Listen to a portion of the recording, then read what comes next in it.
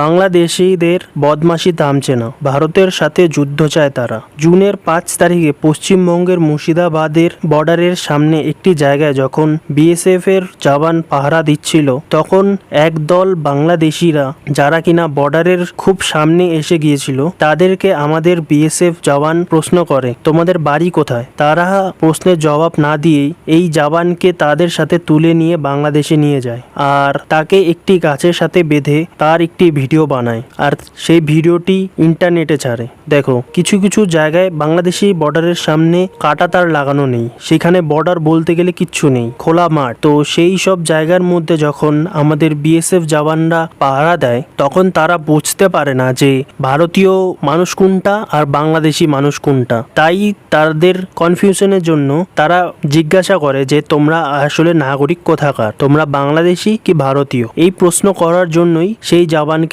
সেই কিছু দল বাংলাদেশিরা তাদের সাথে নিয়ে বাংলাদেশে চলে যায়। যখন আমাদের বিএসএফ বুঝতে পারে যে আমাদের একজন জওয়ানকে বাংলাদেশিরা তুলে নিয়ে গেছে, তখন ফটাফট বাংলাদেশি বর্ডার গার্ডের সাথে ফ্ল্যাগ মিটিং করে ৪ ঘন্টার মধ্যে তাকে ফিরিয়ে আনে। যদি বিএসএফ তাড়াতাড়ি না করতো তাহলে অনেক বড় কিছু হতে পারত। আমি এই কথা বলছি কেন, তার কারণ আছে। দেখো, ভারতের মধ্যে যেই সব ইল্লিগাল বাংলাদেশি তাদেরকে ফেরত বাংলাদেশে পাঠাচ্ছে, যার জন্য বাংলাদেশি বর্ডার গার্ড একটু রেগে আছে। আর এই সময় বাংলাদেশি বর্ডারের হাই অ্যালার্টে আছে আমাদের বিএসএফ, যার জন্য যত ইল্লিগাল বেআইনি কাজ হতো সেই সব কাজ হচ্ছে না। তাই বর্ডারের সামনে যত লোকজন থাকে যারা এই সব কাজ করতো, তারা ক্ষেপে আছে, যার জন্য আমাদের জওয়ানের সাথে অনেক কিছু হতে পারতো, তার প্রাণটাও হারাতে পারতো। কারণ এরকম জিনিস বাংলাদেশিরা এর আগেও অনেক কয়েকবার করেছে। যেমন 2001-এ 18 এপ্রিল আসামের বোরাইবাড়ি নামে একটি জায়গা ছিল, সেইখানে 16 জন জওয়ানকে কিছু দল বাংলাদেশিরা নির্মমভাবে হত্যা করে আর তাদেরকে প্লাস্টিক ব্যাগে করে ভরে ফেরত পাঠায়। এরপরেও অনেক কয়েকবার আটক করেছে আমাদের বিএসএফকে। যেমন 2005-এ একজন বিএসএফকে তারা আটক করে মেরে ফেলেছিল। এরপরেও 2024, 2018 এই সব সময়, যেমন রিসেন্টলি 2025-এ 5ই জুন, এইভাবে অনেক কয়েকবার তারা এই সব কাজ করেছে। 2001-এ যেটা করেছে তখনকার সরকার অন্য ছিল, ভারতও অন্য ছিল, অত আমরা অ্যাডভান্স ছিলাম না। কিন্তু এখনকার ব্যাপারটা একদমই আলাদা। কারণ এখন বাংলাদেশিদেরকে যেমন কাজ করবে তারা, ঠিক তেমনই কাজ আমরা করব।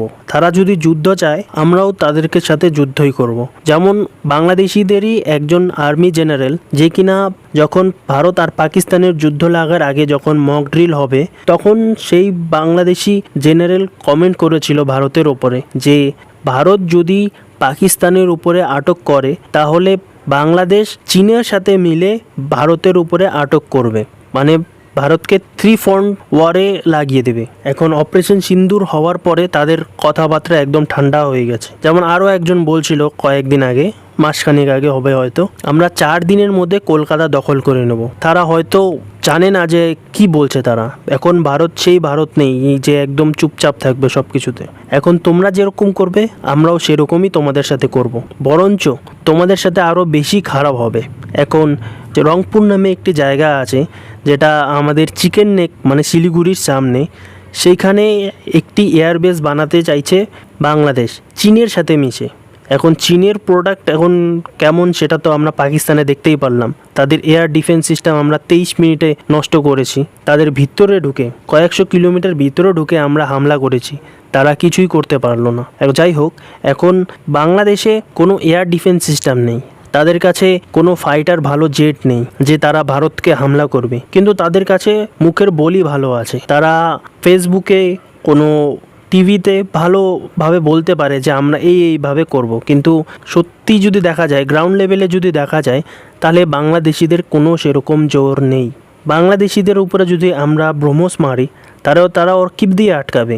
সাধারণ তারা জলই আটকাতে পারে না। তারা ফেসবুকে অনেকজনই উল্টো পাল্টা কমেন্ট করে যে মোহাম্মদ ইউনিস এসেছে আমাদেরকে বাঁধ বানিয়ে দেবে, ড্যাম বানিয়ে দেবে, তিস্তার সামনে ড্যাম বানিয়ে দেবে। কিন্তু সেরকম কিছুই না। এর জন্যই বলছি বাংলাদেশিরা বেশি বাড়ছে। যেমন আমাদের সাথে ট্রেড বন্ধ করে দিয়েছে, আমাদের কোনো জিনিস নেবে না, সেমনই আমরাও ওদের ট্রেড বন্ধ করে দিয়েছি।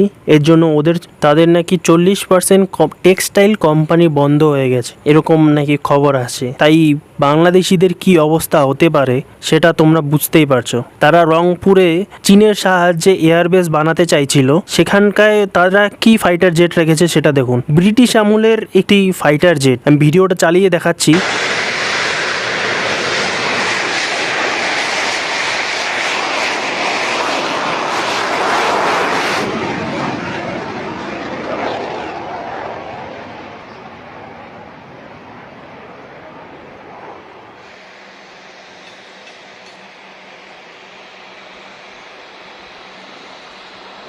তারা ফেসবুকে লিখছে যে দাদাবাবুরা ভয় পাবেন না, ব্রিটিশ যুগের এয়ার ফাইটার দেখিয়ে আমাদেরকে ভয় দেখাচ্ছে। ভাবো তাহলে বাংলাদেশিরা এখনো কত দূরে আছে, এদের কাছে তো সামান্য এয়ার ডিফেন্স সিস্টেমও নাই। এরা আর আমাদের সাথে লড়বে, ভারত কবজা করবে। আর মোহাম্মদ ইউনিস চায়নায় গিয়ে বলছিল না, গার্জিয়ান অফ দ্য ওশেন। আমরা সাধারণ নর্থ ইস্ট স্টেটে তাদের ব্যবসা বন্ধ করে দিয়েছি, তাতেই তারা একদম কেঁপে উঠছে। তাদের 2000-3000 কোটি টাকার মতন লস হচ্ছে, আর এরা বলছে যে আমাদের সাথে লড়বে। তো আজকের জন্য এতটুকুই, আশা করছি ভালো থাকবেন। পরের ভিডিওতে দেখা হচ্ছে, বাই। যাবার আগে কিছু প্রশ্ন ছিল। 25 সালের সীমান্ত সংঘর্ষে ভারত কোন বাহিনীর একজন অফিসার বাংলাদেশে আহত হয়ে মারা যান? 1 নম্বর সিআরপিএফ, 2 এনএসজি, 3 আইটিবিপি, 4 বিএসএফ। যেটা সঠিক উত্তর হবে তাকে আমি কমেন্টে হার্ট দিয়ে জানিয়ে দেব।